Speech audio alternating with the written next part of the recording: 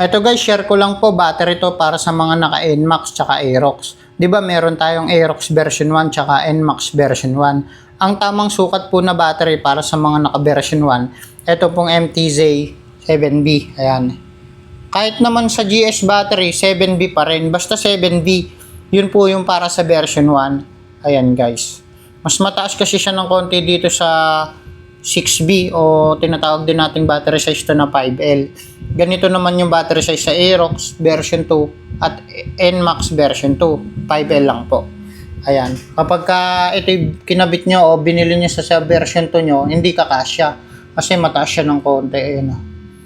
So, ito po yung para sa mga naka version 1 na NMAX saka Aerox. Ayan guys.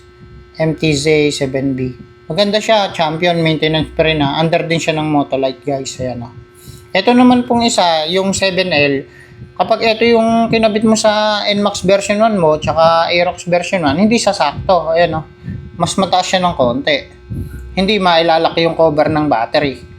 Ito po kasi battery to para sa mga naka TMX Supremo at saka naman sa mga Barako 3. Ayan guys. Na-share ko lang po. So sana nakatulong po yung video na to. Ito naman pong 6B, ito po yung battery size ng mga naka Honda Click version 1, version 2, version 3. Ayan, 6B. Ang tawag din dito, 5L.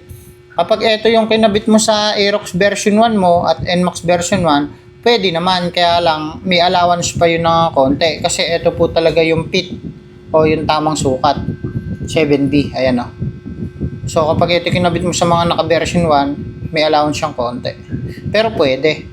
Pero advice ko sa inyo, ito na lang para ganito kasi yung stock na battery talaga sa version 1. Ganito kalaki. So ayun lang guys, lalagay ko na lang yung link ng tatlong battery na to sa yellow basket. Sana nakatulong.